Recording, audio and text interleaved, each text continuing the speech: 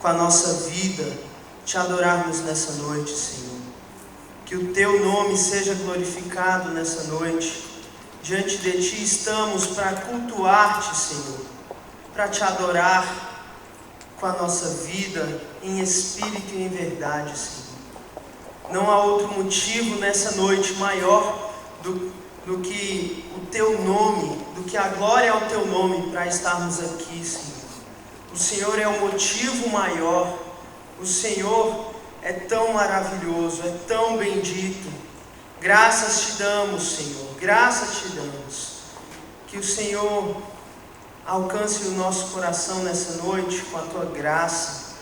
E que essa graça que o Senhor tem derramado dia a dia em nossa vida seja multiplicada nos nossos corações, Senhor. E que ao ouvirmos a Tua palavra estejamos atentos ao que o Senhor quer falar conosco. Muito obrigado, porque nós viemos Te cultuar e ainda assim o Senhor fala conosco e nós saímos daqui tão edificados. Que essa noite então seja uma noite de celebração ao Teu nome, de glorificação ao Teu nome, em nome de Jesus. Amém, meus irmãos. Deus abençoe.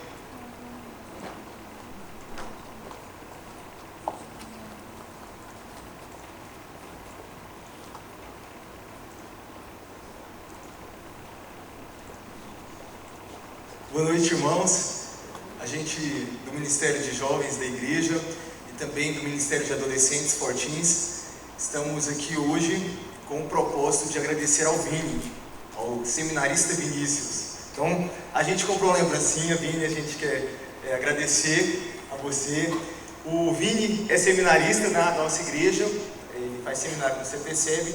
Por uma regra do seminário, ele só pode fazer estágio durante um ano numa mesma igreja. E ele esteve estagiando conosco aqui esse ano. Foi uma bênção, contribuiu muito para o nosso desenvolvimento do Ministério de Adolescentes e de Jovens. E a gente quis reconhecer esse seu trabalho, esse seu esforço, Vini. Quero apenas orar. E se você puder também fazer uma oração especial pela vida dele. Ele ainda tem 2 anos no seminário. Nos próximos 2 anos ele também estará estagiando em outras igrejas, fazendo estágios também missionários durante as férias de julho e de janeiro. No próximo mês, agora de janeiro, ele estará no Pará, fazendo um trabalho com ribeirinhos. A namorada dele, que também é seminarista, estará na Cracolândia. Então, vocês imaginem como é o trabalho de um seminarista, quantas oportunidades eles têm, né, de contribuírem para o avanço do reino. Então, eu quero que você lembre dele em oração. Nossa igreja aprendeu a amar o Vini. Senhor, nós somos gratos ao Senhor pela vida do Vini, pelo ministério dele, pela vocação dele, porque o Senhor o chamou e porque ele não resistiu a esse chamado. Nós temos orado ao Senhor para que o Senhor mande, Deus, mais trabalhadores à seara, Deus. E nós temos visto que o Senhor tem de fato mandado obreiros capacitados, cheios do poder do Espírito Santo de Deus, plenos do conhecimento, Deus, da Tua Palavra, entendendo a importância dela, entendendo a importância do estudo dela, do aprofundamento dela, Senhor. E isto nós, neste ano, podemos presenciar e ver, Deus, na vida do Vinícius. Nós queremos clamar ao Senhor, para que o Senhor possa continuar conduzindo os estudos dele, que ele possa ser bênção, Deus, em todas as igrejas que ele for estagiar, em todos os trabalhos que ele for desenvolver, como ele foi na nossa igreja. Nosso coração, Deus, está muito grato ao Senhor pela vida do Vinícius e pela disposição dele em servir ao Senhor, nos servindo, Deus. Que o Senhor possa recompensá-lo, Deus, e que ele possa se lembrar sempre de que esta igreja de fato o ama e o respeita, o valoriza como um servo do Senhor, como de fato ele merece, Deus. Nós louvamos ao Senhor em nome de Jesus. Amém.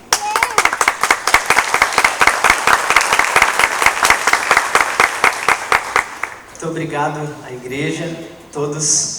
Quero dizer que durante esse tempo eu aprendi a amar a igreja, amo essa igreja. É bom e agradável para mim estar unido com vocês aqui. Não é só por estágio, mas é de coração. Muito obrigado aos irmãos. Quero convidar aqui a irmã Viviane. Ela fez lançamento de um livro, vai poder falar um pouco para nós aqui.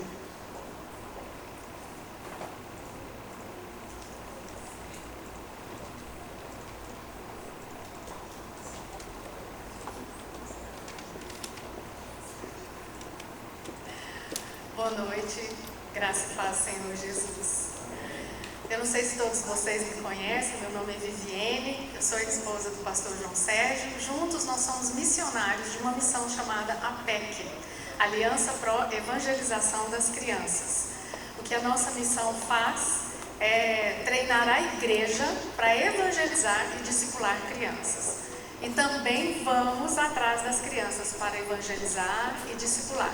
Em diferentes projetos, acampamentos, nas escolas. Essa é a nossa missão, porque nós acreditamos na salvação das crianças. Nós estamos como missionários da APEC aqui em Goiás há 22 anos. E é um tempo bom. E um dos dons que Deus tem me dado de presente é escrever. Porque nas aulas que nós damos, nos treinamentos que fazemos, muitas vezes, alguns pais, nós percebemos que alguns pais pensam que não conseguem ensinar sobre Deus para os seus filhos. Porque a gente vive numa sociedade assim, tudo a gente terceiriza, né? Eu não sou boa em matemática, mas o professor da escola ensina. E assim nós vamos deixando os profissionais ensinarem nossos filhos. E aí a gente começou a pensar que a igreja que ensina os nossos filhos sobre Deus. E na verdade não é assim. Que a Bíblia diz, em especial Deuteronômio 6, Salmo 78, e vem aí outros textos, é que é o pai homem, o responsável de ensinar sobre Deus para os seus filhos. E, lógico, a mãe vai junto. Vou contar rapidinho que na minha casa, quando a Mariana, minha filha mais velha, tinha 2 anos, nós estávamos fazendo o Instituto de Liderança da APEC para nos tornarmos missionários. E naquele curso, nós aprendemos a evangelizar crianças a partir das cores do que nós chamamos o pequeno livro sem palavras. E eu todo dia evangelizava a Mariana porque eu queria que ela recebesse Jesus como Salvador. Ela já não aguentava mais. Um dia ela falou para mim: mãe, eu não quero. Ela tinha 2 anos. E eu falei: por que não? Porque eu não sou pecadora.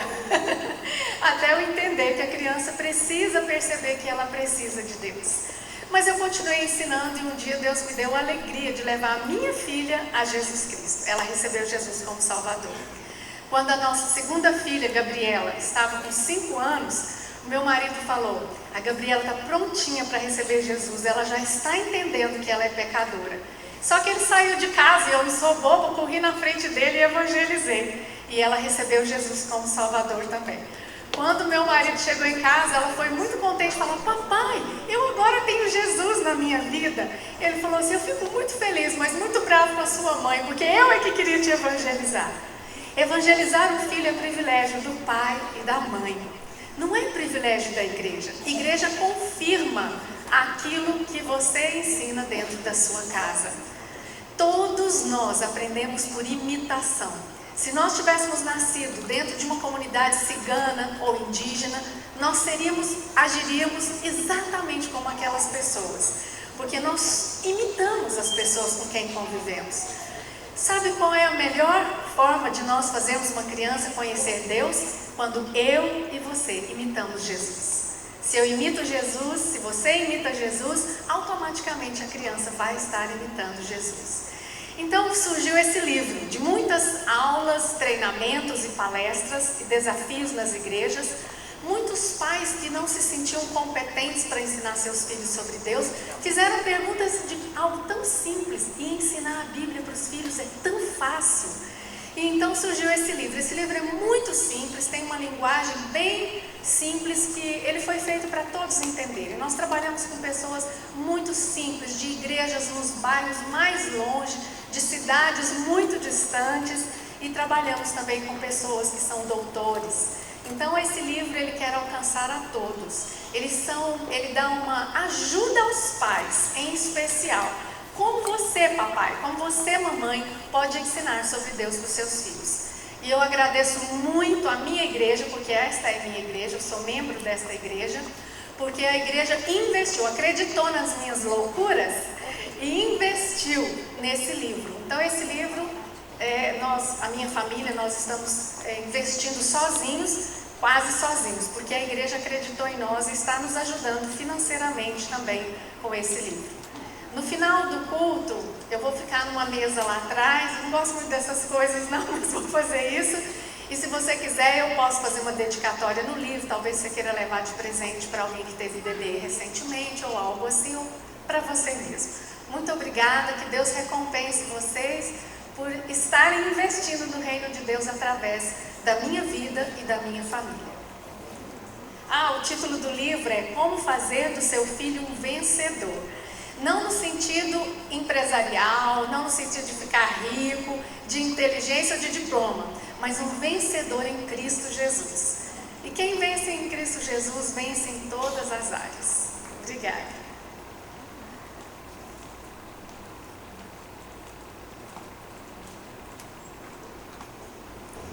Igreja, nós temos um Deus que é surpreendentemente maravilhoso. Quantos de nós já não teve uma experiência, algo difícil, algo até impossível, e o Senhor faz? E muitas vezes não entendemos. Ele faz, mas Ele também nos ensina a cada dia. Este é o nosso Pai, um Pai de amor, um Pai de graça, um Pai que ama acima de tudo, acima de todas as coisas. Esse é o Deus que servimos. Vamos nos colocar em pé?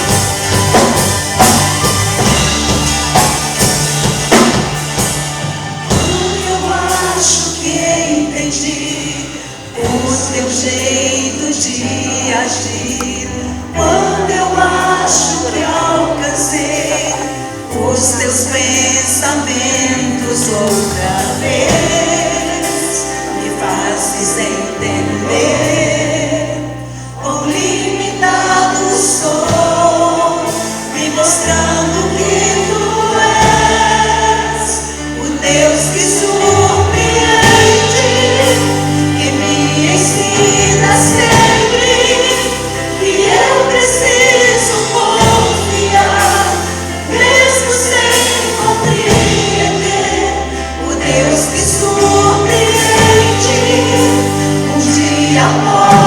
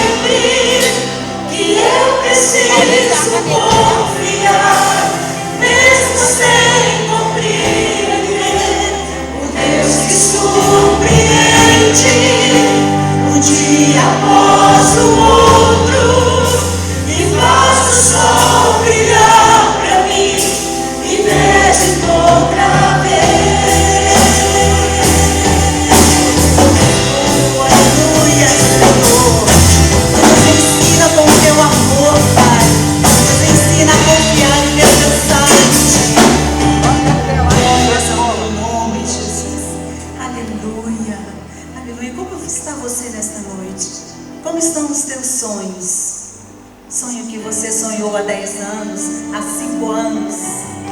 O Senhor traz de volta este sonho, porque Ele realiza. E Ele tem para nós nesta noite unção de cura, unção de ousadia, unção de conquista. Tome posse dessa unção. Se tentaram matar os teus sonhos, sufocando o teu coração, se lançaram você numa cova e ferido perdeu a visão.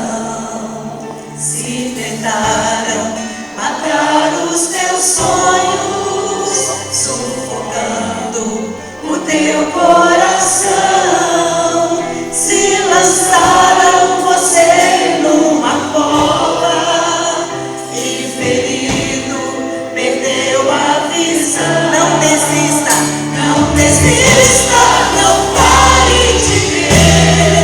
Os sonhos de Deus jamais vão morrer. Não desista, não pare de lutar, não pare de adorar. Levanta teus olhos e vê, Deus está restaurando os teus sonhos. Oh, aleluia! E a tua visão.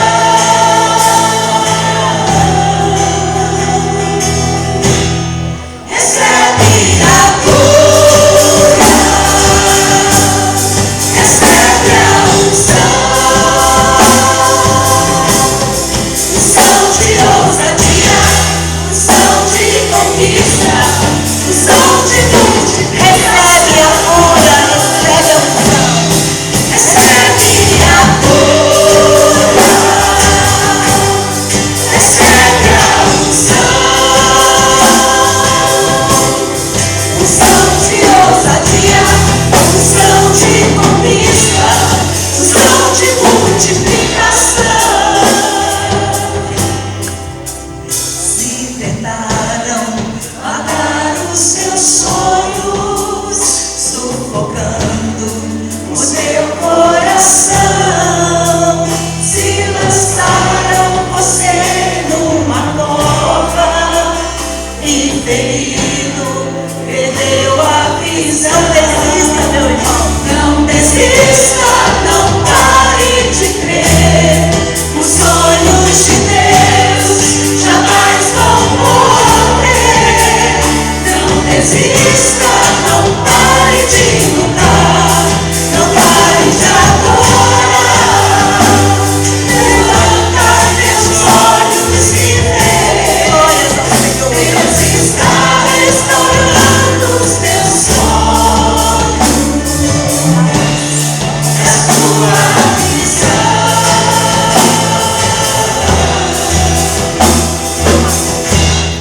Recebe a cura, recebe a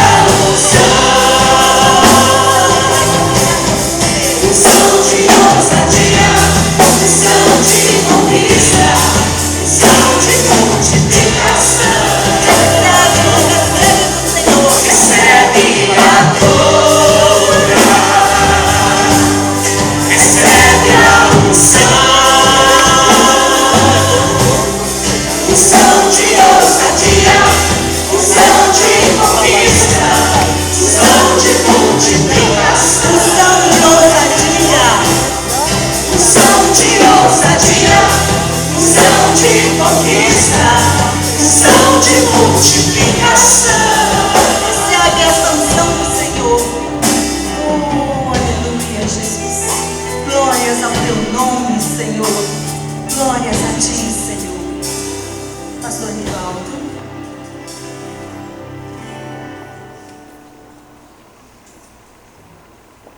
Podem sentar.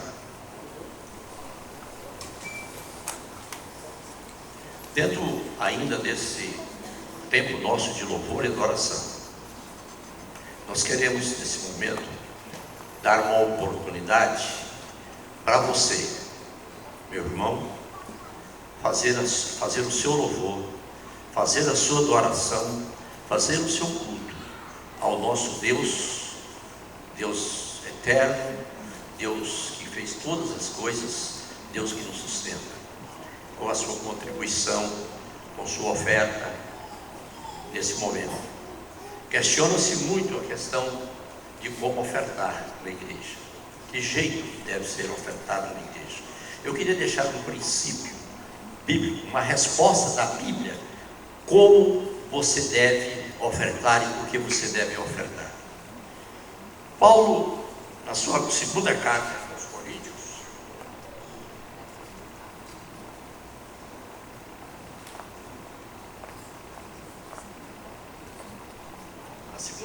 Coríntios, Paulo começa o capítulo 8 dizendo assim: agora, irmãos, queremos que vocês tomem conhecimento da graça que Deus concedeu às igrejas da Macedônia. No meio da mais severa tribulação, a grande alegria e a extrema pobreza deles transbordaram-se em rica generosidade, pois dou testemunho de que eles deram tudo quanto podiam, e até além do que podiam, por iniciativa própria. Eles nos suplicaram insistentemente o privilégio de participar da assistência aos santos. E não somente fizeram o que esperávamos, mas entregaram-se primeiramente a si mesmo ao Senhor e depois a nós pela vontade de Deus. Eu creio que uma leitura dessa não precisa mais de discussão. Está escrito aí como é que você tem que ofertar. É dízimo. O quanto que é? O ensinamento aqui está no Novo Testamento, não é do Velho Testamento. Então muita gente fala, mas será que é o dízimo? Se o dízimo é meu, eu estou pagando, eu estou dando. Queridos, para nós adorarmos, para nós louvarmos ao Senhor, a nossa oferta, a nossa contribuição, ela tem que ser uma contribuição espontânea. Em momento nenhum a nossa contribuição, a nossa oferta tem que ser uma ferramenta de troca com Deus. Ó Deus, eu te dou isso e o Senhor me devolve isso. Senhor, eu te dou isso e o Senhor me devolve um carro. Senhor, eu te dou isso e o Senhor me devolve a casa própria. Ele faz isso. Ele é tão generoso que ele faz isso. Mas no culto, ele quer apenas a nossa espontaneidade, a nossa generosidade. Não é o dízimo. Aqui a igreja deu além do dízimo. Deu o que tinha e o que não tinha, e o que é mais importante, doaram-se a si mesmo primeiro, antes de dar a oferta. Esse é o nosso culto. E nesse momento nós vamos então ter o nosso momento de oferta, de dízimo. Você poderá se levantar e vir até aqui com o seu filácio e depositar o seu dízimo e a sua oferta. Eu quero orar primeiro, e depois você, enquanto os nossos irmãos vão estar cantando, você poderá vir aqui à frente fazer a sua oferta. Pai, eu quero te agradecer por esse momento e essa oportunidade de nós estarmos aqui na tua casa e diante do teu altar, nesse culto, nesse momento de adoração. Podemos participar, ó Deus, da tua causa, participarmos, ó Pai Santo, da tua igreja, através da nossa contribuição, através da nossa oferta, através dos nossos dízimos. Nós sabemos que o Senhor é dono do ouro, dono da prata. O Senhor não precisa, ó Pai, do nosso dinheiro para realizar a obra que o Senhor tem para realizar no mundo. Mas o Senhor nos dá essa oportunidade, Senhor. O Senhor nos dá esse privilégio de sermos participantes, ó Deus, nesse ministério tão glorioso, tão sublime, que é o de ganhar almas para o Senhor. Por isso, Deus, eu quero nesse momento te agradecer pelas ofertas que serão colocadas diante da tua presença. Agradecer pela vida desses irmãos que estão contribuindo e ofertando. Que o Senhor, na tua misericórdia, que o Senhor, na tua graça, assim como o Senhor fez aquela igreja, o Senhor possa abençoar muitas vezes mais a cada irmão desses a trazer a sua contribuição. E aqueles ainda, Deus, que não sabem, que não entenderam, que não compreenderam, ó Pai, esse ministério tão glorioso que tem dentro da tua igreja, que é o de contribuir. os seus corações possam ser abertos pelo Teu Espírito Santo, e eles possam, Deus, ajudar e contribuir para a Tua obra, Deus. Em nome de Jesus, Pai, abençoa cada um deles, eu te peço. Amém. Amém. Irmãos, o Senhor está levantando, tem levantado um exército guerreiro. Ele tem todo o armamento necessário. A igreja se levantar, se colocar diante do Senhor, clamar pela nossa nação, clamar pelo nosso estado, pela nossa cidade, porque temos visto tantas coisas acontecerem, mas é preciso levantarmos e nos colocarmos de pé, posicionarmos diante do Senhor. Esta é a palavra que o Senhor compartilhou conosco na nossa última reunião de oração do ministério. Então, igreja, vamos nos colocar em pé neste momento e vamos participar deste exército que o Senhor tem levantado. Enquanto isso, podem trazer os dízimos e ofertas.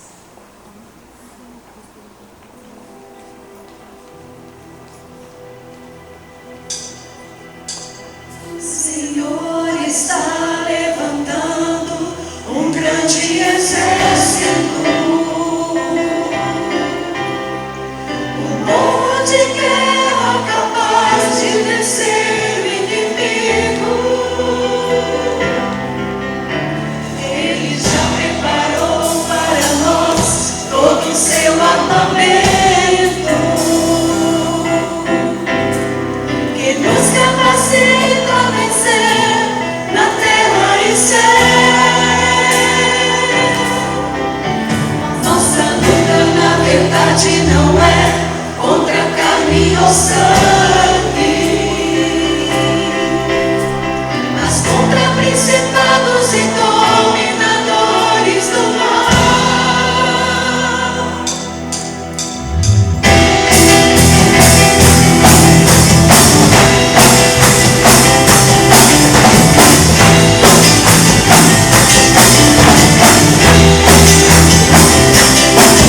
O Senhor está levantando um grande exército.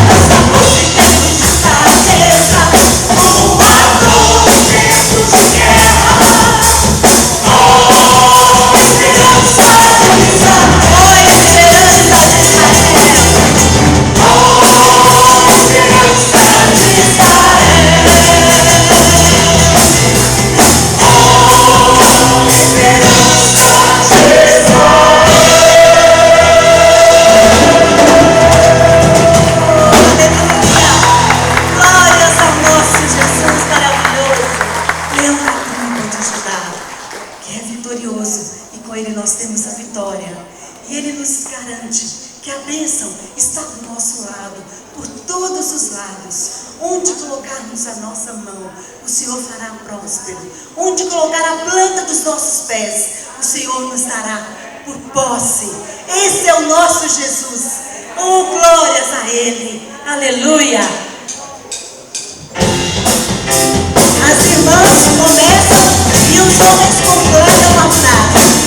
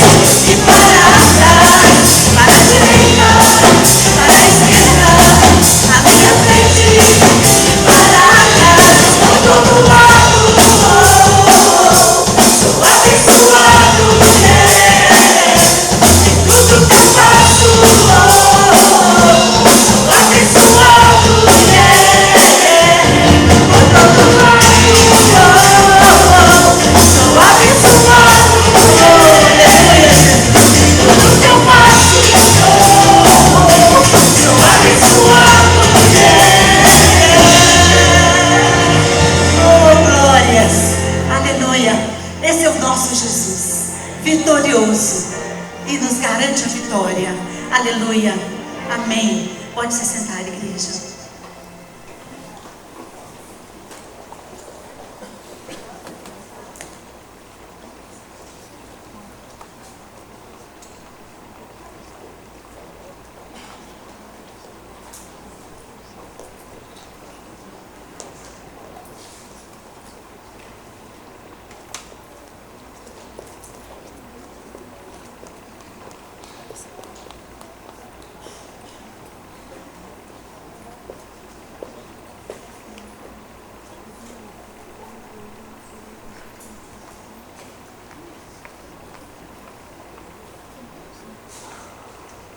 Graça e paz, irmãos. Amém? Que bom que estamos aqui para cultuar o nosso Deus. Quero ler o texto da nossa série que estamos já há 5 domingos pregando sobre ela. É a série que nós estamos chamando de Jornada de Esperança. Tenho dito que o Evangelho de João relata apenas 7 milagres de mais de 35 milagres realizados por Jesus. Pergunta é, será por quê?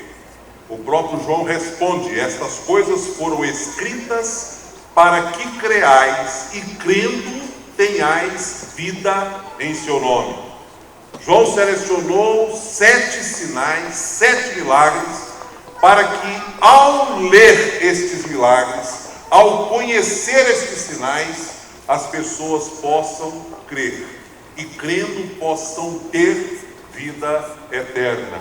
Por isso, hoje, nós queremos trabalhar um pouquinho. O primeiro milagre, antes da gente ler o texto bíblico, foi o milagre da transformação da água em vinho. Primeiro sinal. O segundo milagre que nós pregamos foi a cura do filho do oficial. O terceiro milagre que nós pregamos sobre ele foi o milagre da multiplicação dos pães.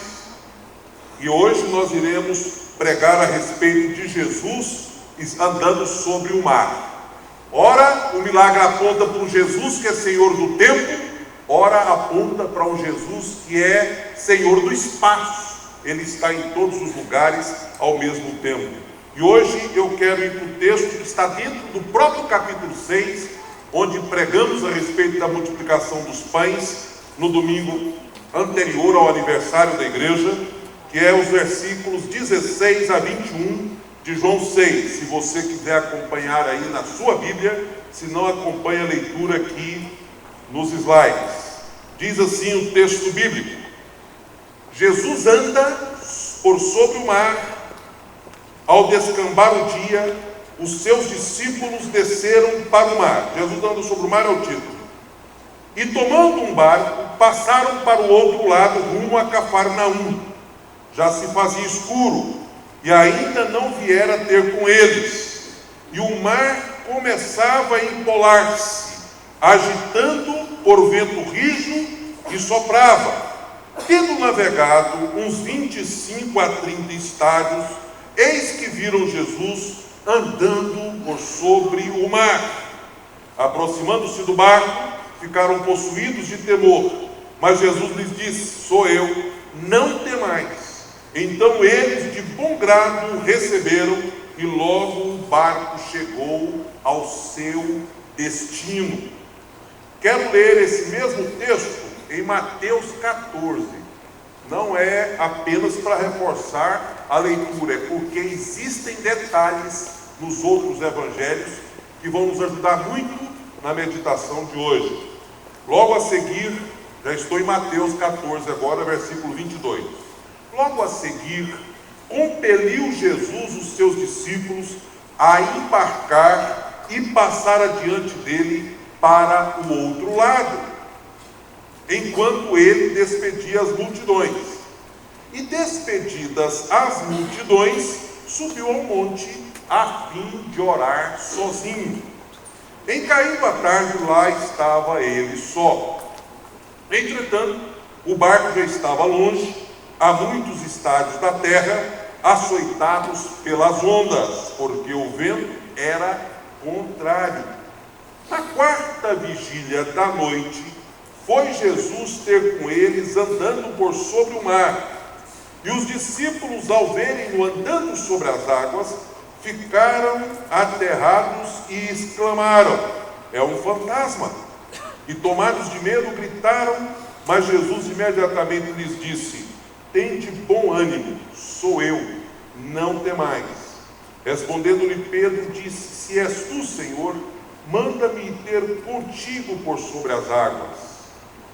E ele disse: vem. E Pedro, descendo do barco, andou por sobre as águas e foi ter com Jesus. Reparando, porém, na força do vento, teve medo, e começando a submergir, gritou: salva-me, Senhor. E prontamente Jesus, estendendo a mão, tomou-o e disse: homem de pequena fé, por que duvidaste? Subindo ambos para o barco, cessou o vento, e os que estavam no barco o adoraram, dizendo: verdadeiramente és Filho de Deus. Marcos agora.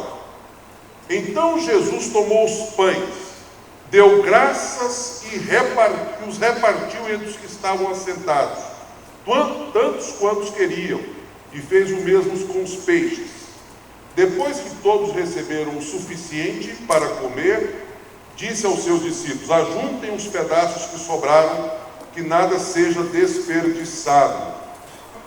Pedaço do trecho do sermão passado para a gente entender, porque quando eles entram no barco, eles levam consigo o sinal do milagre anterior. Logo em seguida, Jesus insistiu com os seus discípulos para que entrassem no barco e fossem adiante dele para Betsaida, enquanto ele despedia a multidão. Tendo-a despedido, subiu a um monte para orar. Ao anoitecer, o barco estava no meio do mar e Jesus achava-se sozinho em terra. Ele viu os discípulos, preste atenção nessa expressão, ele viu os discípulos remando com dificuldade, porquanto o vento soprava contra eles. Alta madrugada, Jesus dirigiu-se a eles andando sobre o mar. Estava já a ponto de passar por eles, quando o viram andando sobre o mar, pensaram que fosse um fantasma. Então gritaram, pois todos o tinham visto e ficaram aterrorizados. Mas Jesus imediatamente lhes disse: coragem, sou eu, não tenham medo. Então subiu no barco junto deles e o vento se acalmou.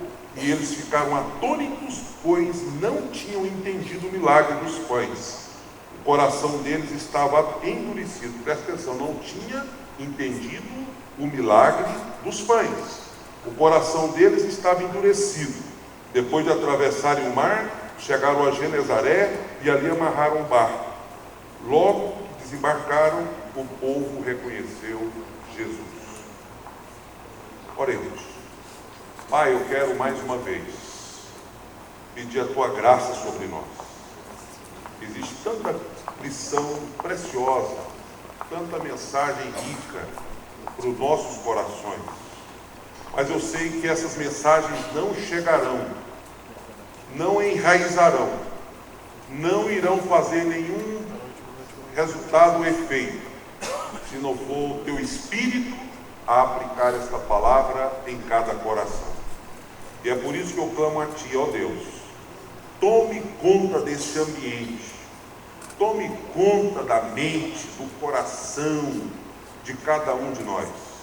Nos ajude, ó Deus, a na simplicidade da palavra, aprender lições que sejam aplicáveis todos os dias da nossa vida. E se tem alguém aqui, ó Deus, enfrentando alguma tempestade na sua vida, que seja hoje um dia de milagre, um dia de reconhecer que Jesus Cristo é Senhor e é o Filho do Deus vivo. Que isso possa acontecer na vida de todos nós oramos no nome de Jesus. Amém. Meus irmãos, na verdade, as lições do quinto sinal a respeito de Jesus andando sobre o mar são lições muito práticas e nós vamos já direto ao assunto. Sem dúvida alguma, tempestade é algo que todo mundo enfrenta. Não existe uma vacina contra problemas. Não existe. Se você disser assim, eu vou passar pela vida e não vou experimentar tempestades, não vou experimentar vendavais, não vou experimentar lutas, não vou experimentar aflições, você está totalmente enganado.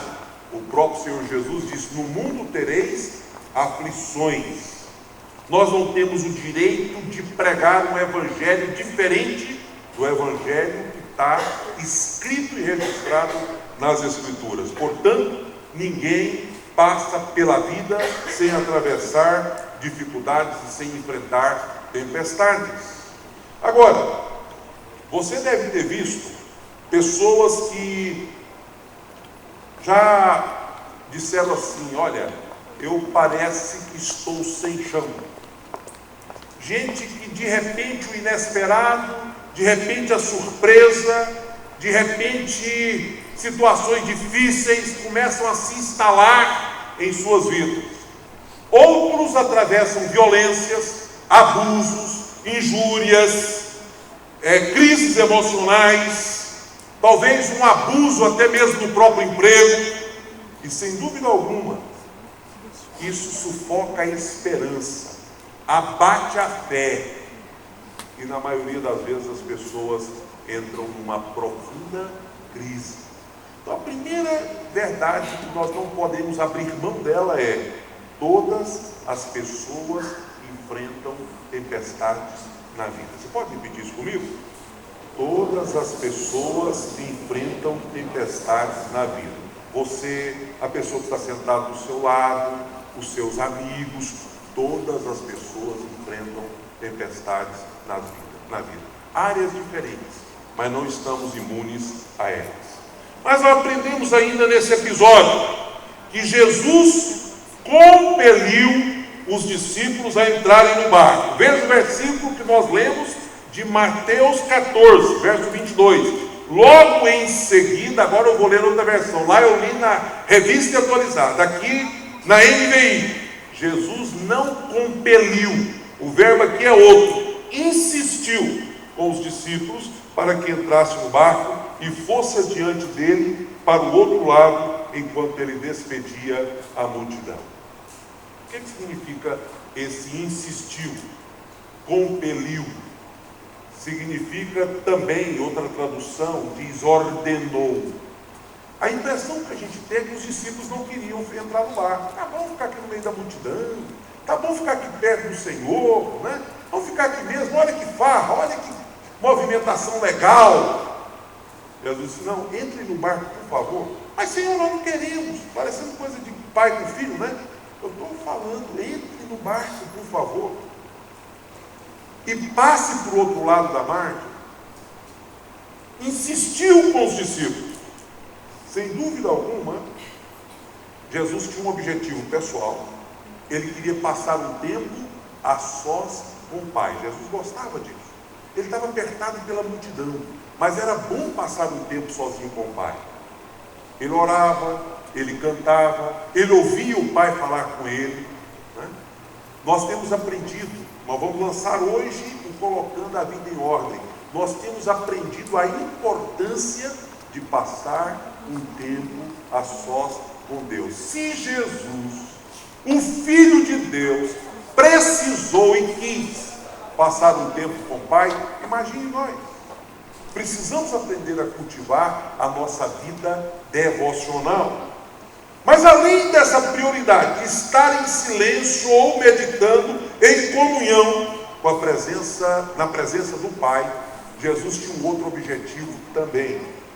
E ele fez com que os discípulos experimentassem algo que pudesse revolucionar a vida deles. Entre no barco. Eu queria hoje à noite fazer a seguinte pergunta dentro de uma simbologia. Será que significa esse barco para nós hoje? Jesus não vai sair aqui hoje dizendo entra no barco, entra no barco, entra no barco, literalmente. Mas entrar no barco significa entre no projeto que Deus tem para a sua vida. Qual é o projeto de Deus para a sua vida? Entra para o projeto que Deus tem na sua vida. Esse projeto que Deus tem na sua vida, por exemplo, a gente pode chamar de barco a igreja do Senhor Jesus. Entre na igreja. É propósito de Deus para a sua vida que você viva a vida da igreja.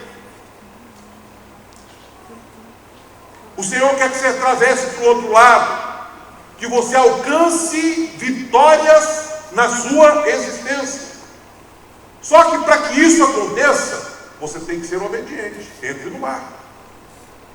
Talvez hoje, se você aprender essa lição, qual é o propósito de Deus para mim? Para onde Deus quer me levar? Será que eu estou oferecendo resistência? Não estou querendo entrar no barco? Caso isso aconteça, a palavra de Deus para você hoje é esta. Agora, tem uma outra forma de nós enxergarmos este compelir de Jesus. A outra forma é a seguinte: poxa, será por que Jesus me obrigou a entrar no mar para eu passar uma noite terrível, escura, de tempestade, de angústia, de medo, igual os discípulos passaram, ou igual eu estou passando? Faz sentido? Será que faz sentido Jesus me obrigar a entrar num barco para depois eu enfrentar problemas dentro desse barco? Sem dúvida alguma, meu irmão, o Senhor quer que você entre no barco mesmo que haja tempestade, porque Ele tem lições maravilhosas para te ensinar no meio da tempestade. Palavras altamente edificantes e vitoriosas que Ele tem para te dar no meio da tempestade. Muitas vezes é no meio da tempestade que eu aprendo a valorizar minha vida mais diante de Deus, minha vida espiritual. É no meio da tempestade que eu aprendo a amar mais minha família, valorizar mais a minha família. Não estou dizendo que é só, estou dizendo que é um dos meios que Deus levanta para que eu aprenda a valorizar a minha família. É no meio da tempestade que muitas vezes eu aprendo a compreender a importância de Deus na minha vida. Às vezes a gente leva a vida de qualquer maneira, Deus para nós é apenas um acessório que a gente recorre a Ele apenas quando a gente precisa de alguma coisa, mas de repente, no meio da tempestade, eu descubro que é mais do que isso, eu preciso dele para a minha vida, para me salvar, para garantir a minha segurança. Enfim, Deus manda eu entrar no barco, permite que o mar se agite, deixa eu passar uma noite terrível, mas Deus sabe o que faz. Amém ou não? Você acredita que Deus sabe o que faz? Ele permitiu que você entrasse no barco e passasse por tudo isso, porque Ele tem alguma coisa para te ensinar. Aprenda as lições. Terceira lição. É uma pergunta. Como é a vida dos seguidores de Jesus? O texto bíblico diz em cada um dos evangelhos uma expressão diferente da outra. No texto de João diz: soprava um vento forte e as águas estavam agitadas. No texto de Mateus diz que o vento era contrário,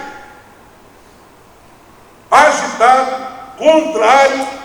O que nós aprendemos é que a vida dos discípulos e seguidores de Jesus não é uma vida simples e fácil, como eu disse na introdução, isenta de problemas.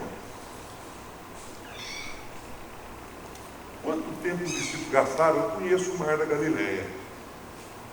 Quanto tempo os discípulos gastaram? Eles, que muitos deles eram experientes com barco, experientes no Mar da Galileia, porque eles eram pescadores, alguns deles.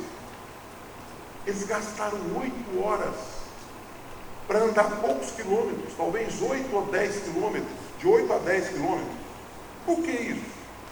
O texto omite, o texto não fala.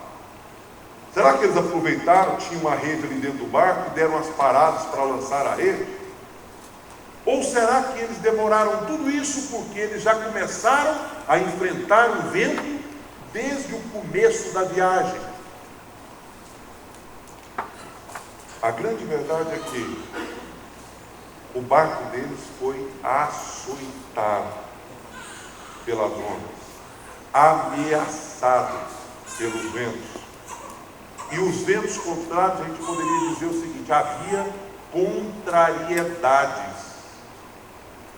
Essa é uma ilustração da vida daqueles que seguem Jesus. Açoitados pelas ondas, ameaçados pelos ventos contrários, enfim, a vida não é fácil. Das talvez 6 horas da tarde até as 3 horas da manhã, eles ficaram sozinhos e tinham aquela sensação de que estavam abandonados. O mestre nos enfiou nessa enrascada, pôs a gente dentro do barco, mandou a gente atravessar para o outro lado, deixou a gente sozinho, e olha o que nós estamos passando.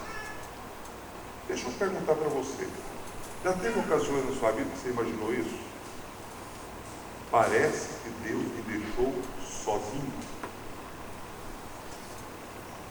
Parece que as contrariedades, as agitações, as lutas e os problemas da vida me levaram para o meio de uma aflição tão grande, e Jesus me abandonou. A gente fala assim: olha, o mundo tem quantos bilhões de pessoas?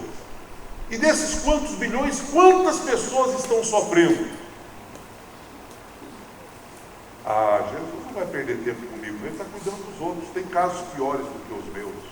Por isso que Ele não está me escutando. Por isso que eu estou sozinho nesse processo. Você pode até sentir isso, meus irmãos, meu irmão, mas sem dúvida alguma, é neste momento em que os ventos são contrários, que a tempestade bate, que as ameaças chegam, é que Jesus aparece para te estender a mão e te socorrer. Acompanhe as lições. Jesus apareceu andando sobre as águas. O texto de Mateus diz alta madrugada na NVI. Na Revista Atualizada fala na 4ª vigília da noite, porque os romanos dividiam as noites em 4 vigílias. Primeira vigília das 6 às 9, segunda vigília das 9 às 12, terceira vigília das 12 às 3 da madrugada, quarta vigília das 3 às 6 da madrugada. Se Jesus foi ter com eles na 4ª vigília da noite, foi entre 3 e 6 horas da manhã. Estava escuro ainda. Possivelmente estava mais perto das 3 do que das 6. Estava escuro. Mas Jesus foi ter com eles de madrugada, andando por sobre as águas. Por que Jesus demorou tanto? Porque só de madrugada, depois de tantas horas de sofrimento, depois de tantas horas de mar agitado. O grande problema é que muitas vezes nós queremos que Jesus seja na nossa vida um super-herói, que faça as coisas como o Superman. Chega na hora certa e faz do jeito certo, do jeito que eu quero.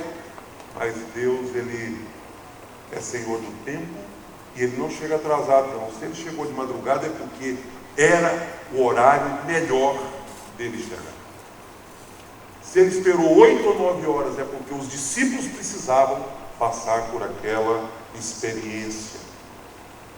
E mesmo o fato dele chegar desafiando a força da gravidade, andando por sobre as águas, também tinha uma finalidade. No Velho Testamento você encontra Moisés como líder do povo abrindo o Mar Vermelho, Josué abrindo o Rio Jordão, Eliseu fazendo o machado flutuar. Todos milagres relacionados com água, com a natureza, não é? Mas você não tem nenhum outro relato bíblico de alguém andando sobre as águas. Mas Jesus andou sobre as águas. E esse andar sobre as águas, daqui a pouco, tem uma aplicação muito legal, porque, além dele, um dos textos revela que um discípulo dele, Pedro, também andou sobre as águas por alguns momentos. E a gente vai aprender o que isso significa. Quinta lição. Onde Jesus está, o milagre acontece. Você pode repetir essa comigo? Onde Jesus está, o milagre acontece. Agora é interessante que antes do milagre, Jesus expulsou o medo. Eles ficaram com medo. É um fantasma, aterrorizados. E de longe Jesus diz: não temais, sou eu, não tenham medo.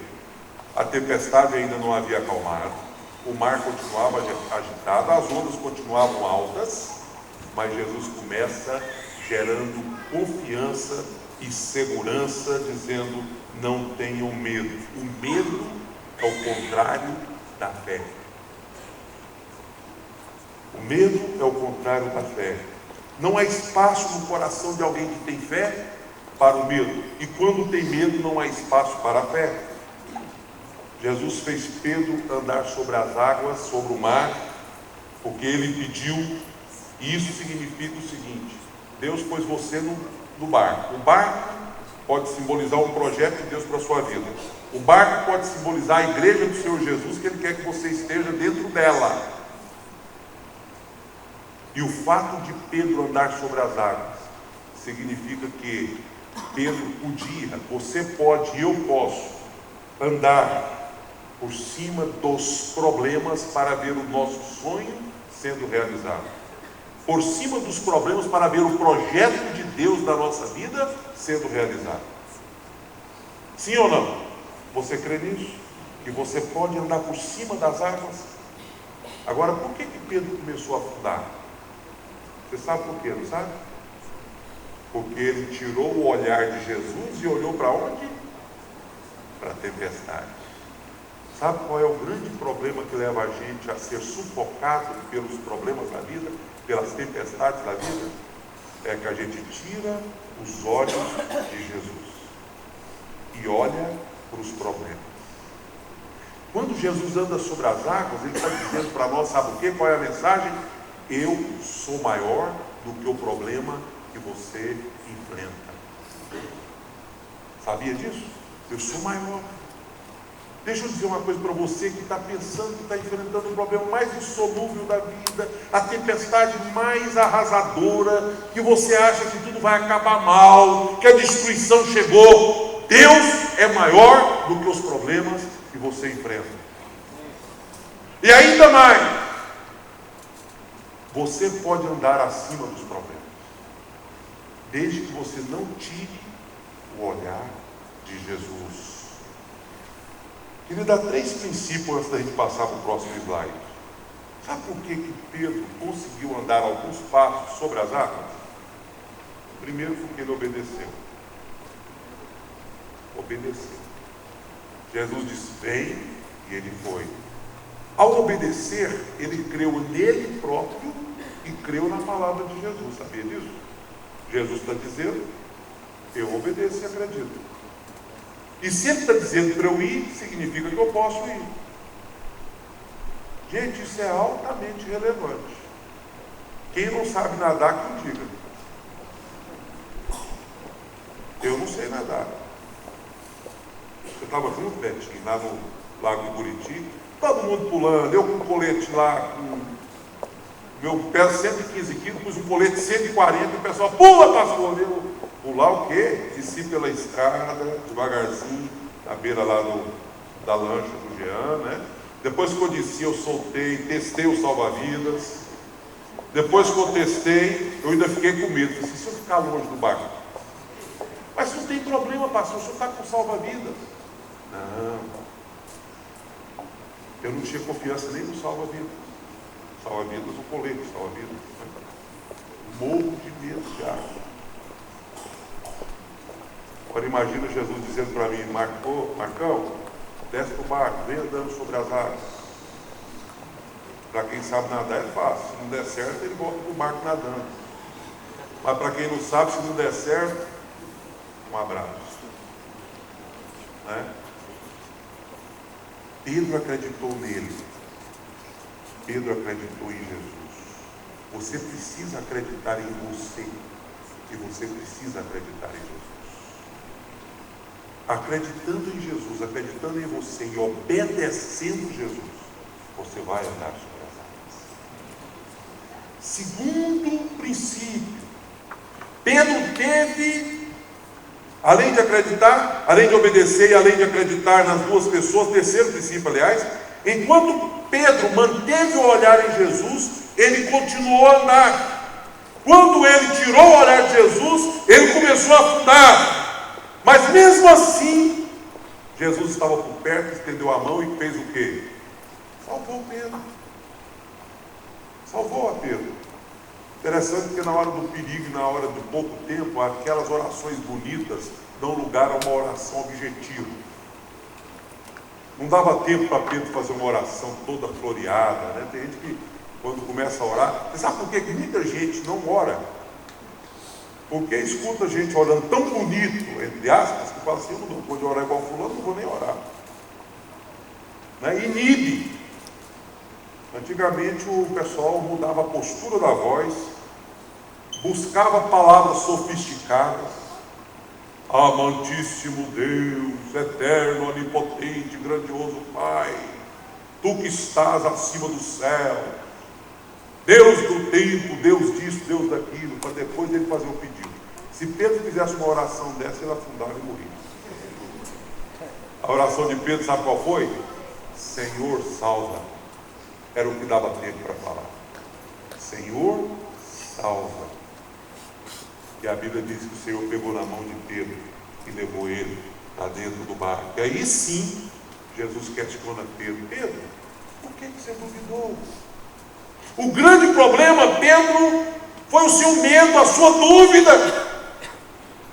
Se você sabe muito bem, eu já multipliquei pães, já fiz tantos milagres, você me acompanhou em todos eles, e agora eu digo para você, Pedro, pode acreditar e vir. Você dá alguns passos e fica com medo, Pedro. O que aconteceu? É isso que acontece com você e comigo. A gente vê Deus fazer tanta coisa, mas cá para nós duvidamos muito também. Né? Duvidamos muito.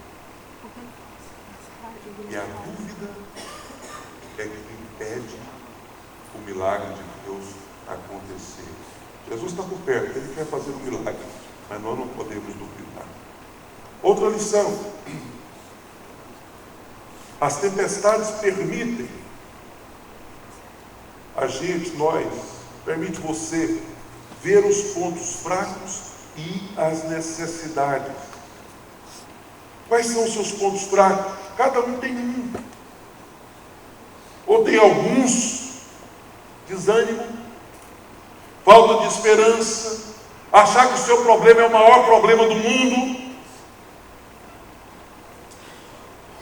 que você está sofrendo mais do que deveria. Sabe por quê que tem? Preste atenção nesse princípio. Isso é muito jovem. Vai sempre ter gente sofrendo mais do que você. Concorda ou não? Você concorda ou não? Sempre tem gente sofrendo mais do que você ou não tem? Mas vai ter sempre gente sofrendo menos do que você, não vai? Qual que é o princípio?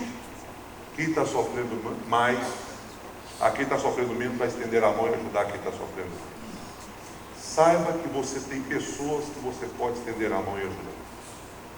Gente que está sofrendo mais do que você.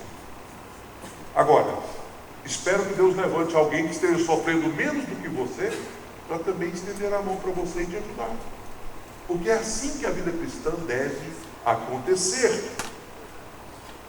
Mas não deixa a esperança desaparecer e nem a fé, porque esses são essenciais para o milagre. Sétima lição: as coisas nunca ficam como estão depois da tempestade.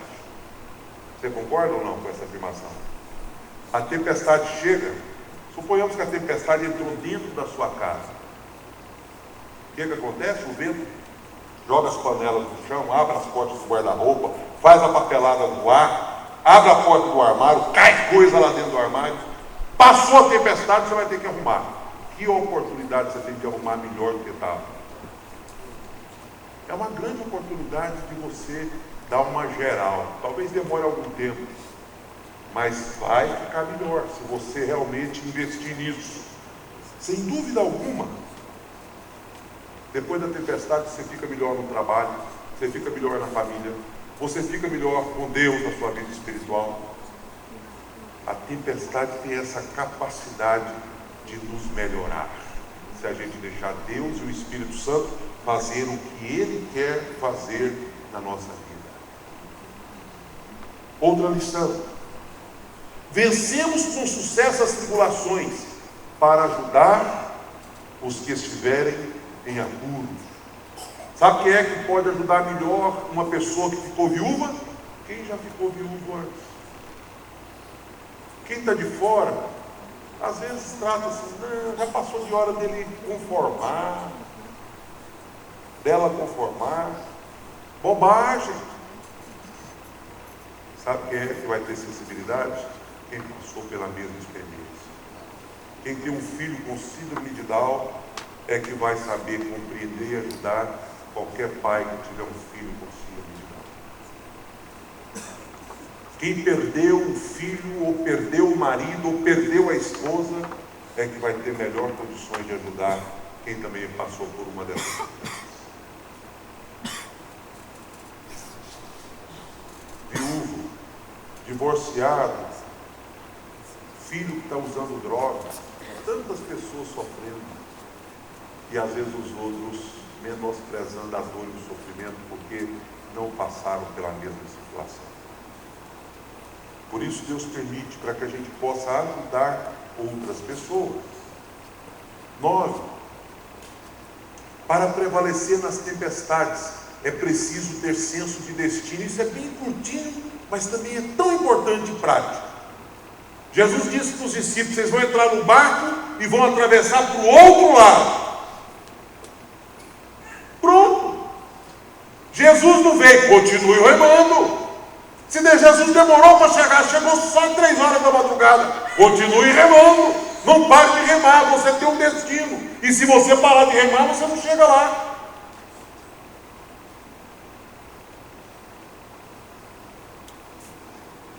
Você tem que ter convicção de que há um lugar te esperando do outro lado da margem. Se você não tiver essa convicção, você desespera, entrega os pontos, para de remar, e aí o que vai acontecer? O navio, o barco vai afundar. Outra lição preciosa, já estamos indo para as últimas. Jesus se revela no meio da tempestade. Pode repetir comigo? No meio da tempestade. Se você, presta atenção, se você não identificar Jesus, achar que ele é um fantasma, como os discípulos acharam, e você obedecer o princípio anterior de continuar remando, você pode até chegar no outro lado. Mas você vai chegar amargurado, vai chegar ofendido com Deus, achando que Deus te abandonou, né? Vai ser uma pessoa amarga durante muitos anos, talvez o resto da vida, sem fé. Agora, se você perceber que Jesus apareceu no meio da escuridão, no meio da tempestade, se revelou a você, você vai chegar do outro lado com outro sentimento. Vai chegar do outro lado animado, com a sua vida espiritual forte, com a sua fé viva, aguçada. Por isso, Jesus se revela no meio da tempestade, no meio da escuridão. 11. E aí a gente termina o último princípio e vou para a conclusão. Dê a Jesus o senhorio da sua vida para entender os seus propósitos no meio das tribulações. Ao invés de você murmurar, reclamar, achar que não merecia o que você está vivendo, deixa Deus ser Senhor da sua vida. Fez uma diferença grande para mim, muito grande para mim, o dia que eu aprendi o que é graça.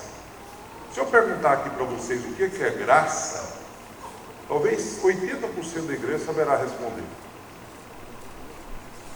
E talvez até uma resposta teológica. O que é graça na teologia? Alguém quer responder aí? O que é graça? Favor imerecido, né?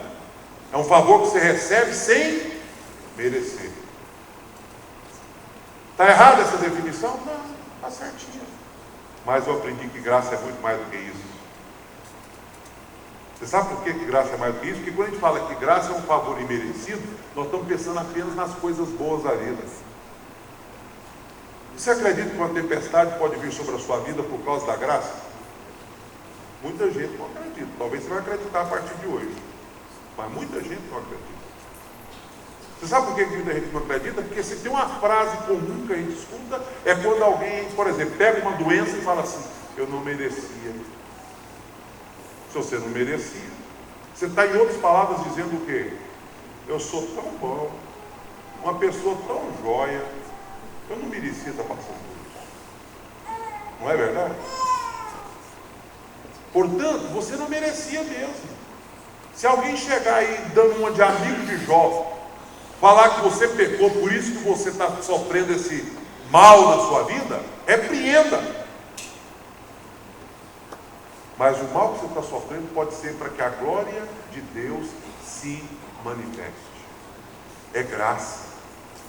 Porque um dia que eu pensar que graça é apenas o lado positivo, eu ganhei o que eu não mereço, eu estou anulando o outro lado da moeda.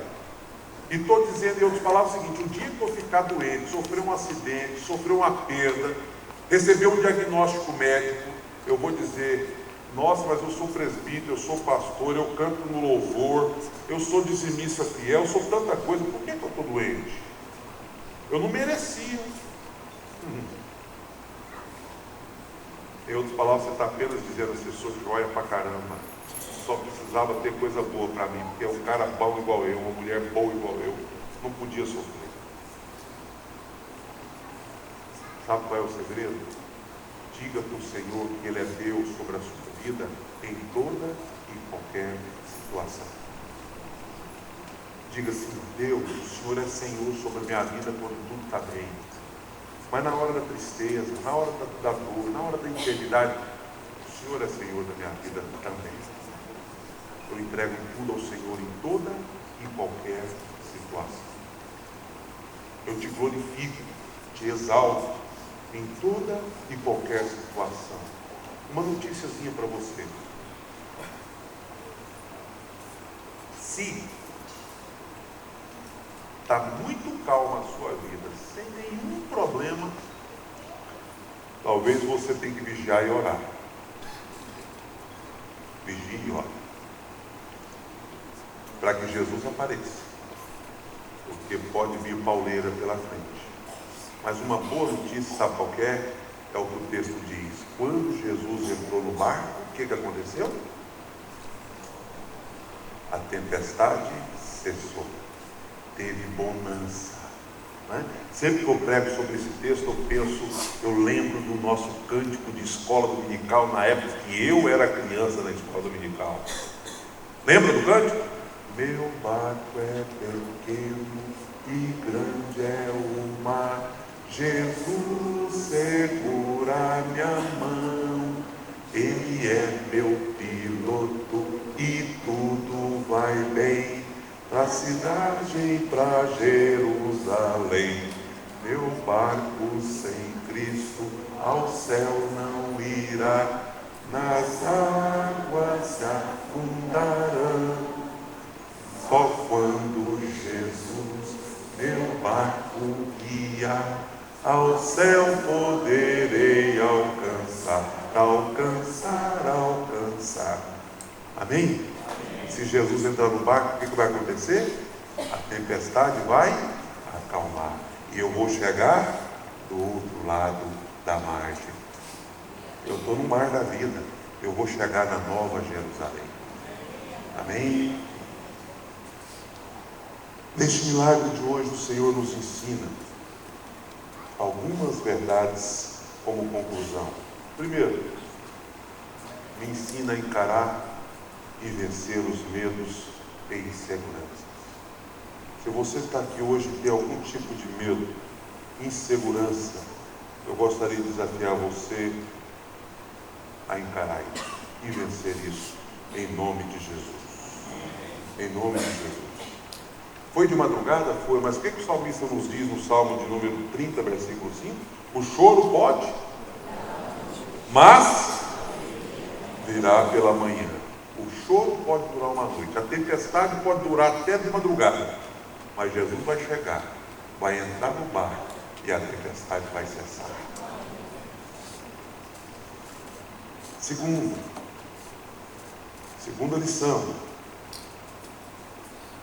conhecer e abraçar o chamado de Deus para a nossa vida, para a sua vida. E terceiro,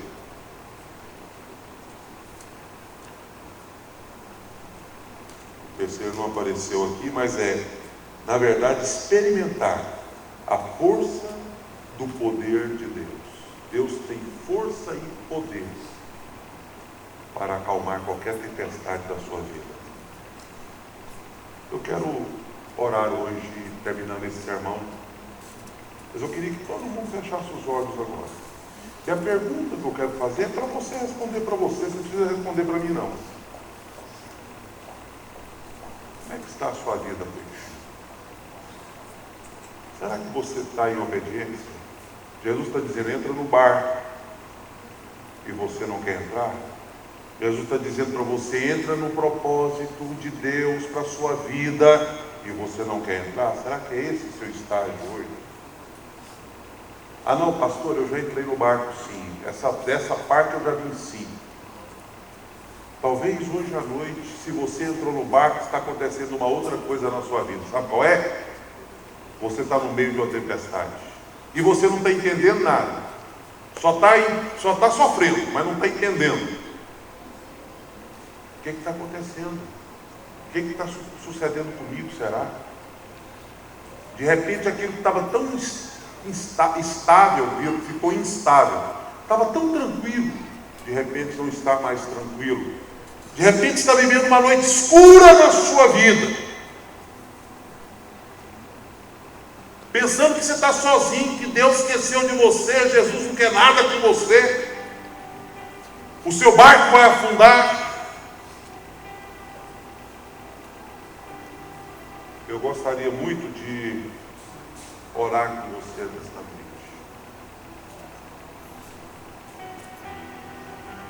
Para isso, eu vou fazer um desafio ousado. A gente às vezes facilita muito a vida na hora do apelo.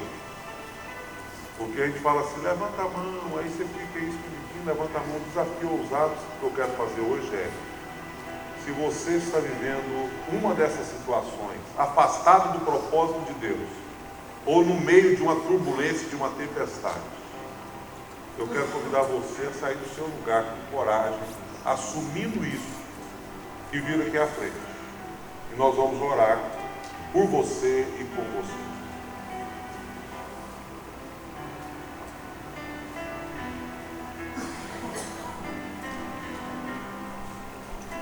Amém. Pode ficar bem aqui mesmo. Pode vir.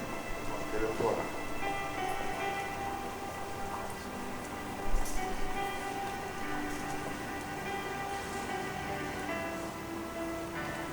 Senhor, acalma toda e qualquer tempestade.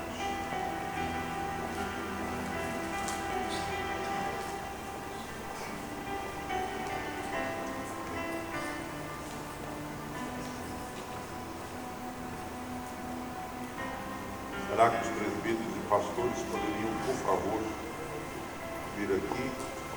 Só queria que vocês orassem comigo. Talvez passasse rapidamente aqui, eu acho essa simbologia importante. Não precisa parar em ninguém, por favor, porque senão não dá tempo. Só passa e diz, eu confirmo a oração e o seu pedido em nome de Jesus. Eu confirmo o seu pedido em nome de Jesus, tá bom? Você só vai fazer isso. Não precisa interceder pelo pedido particularmente, mas ministre a vitória e a bênção na vida dessas pessoas aí. Todos vocês, vai de um em um ministrando a bênção da vitória na vida dessas pessoas. O Senhor quer acalmar a tempestade, amém? Creio nisso. A igreja pode ficar em pé.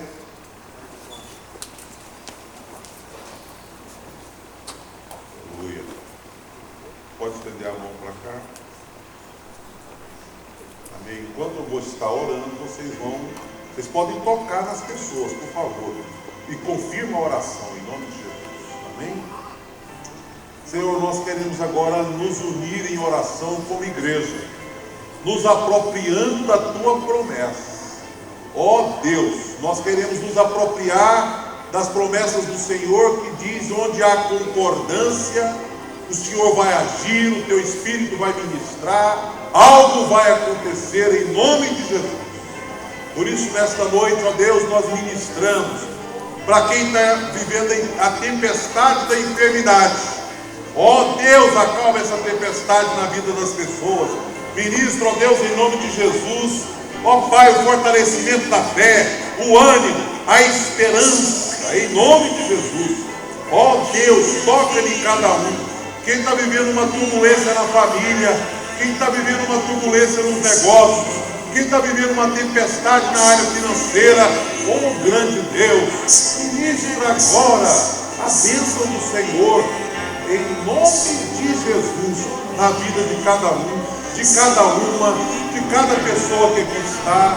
Ó Deus, abra portas, acalme o mar, gere paz na vida de cada um, refrigere a alma. Ó Deus, enxugue as lágrimas, traga alegria, em nome de Jesus. Por favor, Deus, nós cremos no poder do Senhor, por isso ministre agora na vida de cada um. Pai, os enfermos da Tua igreja, nós clamamos que o Senhor os visite. Ó Pai, que em nome de Jesus, aonde há um leito, uma enfermidade, uma pessoa internada, que em nome de Jesus o Senhor possa ir visitar e trazer restauração e trazer cura para a glória do Teu nome. Ó grande Deus, derrama unção nova, revestimento de poder, uma confiança extraordinária na Tua soberania, no Teu senhorio. Ó Deus, por favor, enquanto os meus irmãos aqui estão impondo as mãos, ó Pai, ministra, que enquanto eles estão impondo as suas mãos, ó Deus, derrama unção, graça e poder. Nós clamamos assim, Pai, em nome do Senhor Jesus, em nome do Senhor Jesus, em nome do Senhor Jesus. Amém, amém, amém, amém. Duvidar o preço que foi pago ali na cruz, me dá vitória nesta hora, me dá vitória nesta hora.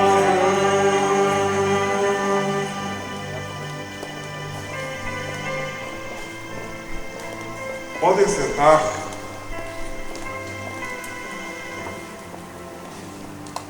O primeiro aviso que eu quero dar, nós não temos ISEC Notícias hoje, já tinha sido avisado. O primeiro aviso que eu quero dar é o seguinte: pelo WhatsApp, aí tem quase 300, mais de 300 pessoas da igreja cadastradas, e eu sei que isso se multiplica. Nós estamos orando pela Eneida, né, irmã da Belinha, que fez uma cirurgia inesperada essa semana para retirada de um tumor no intestino, e nós queremos que a igreja continue orando por ela. Ela está internada, a visitei no hospital hoje e tem se recuperado bem, mas a gente sabe que é um desafio. Vamos continuar orando então por ela. Sei que muita gente está sabendo, então esse é o nosso pedido. A família ISEC está feliz com quem fez aniversário ontem e hoje, né? Nós tivemos tanta gente. Hoje tem a Luciene, teve a Darley, a Milza, o Tasso, né? Tantas pessoas. O Tasso está trabalhando lá no fundo, é mais ligado à juventude da igreja. Deus abençoe, é uma alegria para nós como família ISEC celebrar esse aniversário. Eu tenho aqui um outro aviso que muita gente já sabe por causa da comunicação na rede, mas nós temos até a ausência de uns na igreja já por esse motivo. O Valeriano faleceu hoje à tarde, que foi presbítero na nossa igreja, arquiteto, pai do Braulio, que participou com a Mariana, nossa filha, desse projeto aqui de arquitetura e remodelação da igreja. O Valeriano estava servindo a Deus. Ele foi com o grupo do Jardim América fundar a igreja do Jardim América, cristã do Jardim América, e ficou lá um bom tempo. A Dalva, que é a irmã do Wilson, que é membro da nossa igreja já falecida, era a Dalva, né? Ela estava na igreja do pastor Getúlio e ele no Jardim América. Um dia nós pescando junto, ele disse: pastor, voltando a Goiânia, eu vou passar para a igreja da minha mulher. Não justifica a mulher numa igreja, a esposa noutra. E ele foi para lá e estava servindo lá na igreja Geração Eleita, pastor Getúlio, só que lá na congregação do Jardim Europa, perto do terminal das Bandeiras, é onde está acontecendo o velório, que deve ter começado às 20 horas. O sepultamento será amanhã, às 11 horas da manhã. Não tenho maiores informações. Geralmente, o culto aí, para dar certo, deve estar sendo planejado para as 9 horas da manhã. Tá? Eu sei que quase todo mundo da velha guarda aí sabe quem é Valeriano, muito amigo do professor Lázaro. E passou mal, foi para o hospital, foi um ataque cardíaco e não teve jeito de reanimá-lo. Então fica aí oficialmente a nossa notícia aí do falecimento do Valeriano. A Viviane vai estar lá fora, o reforço,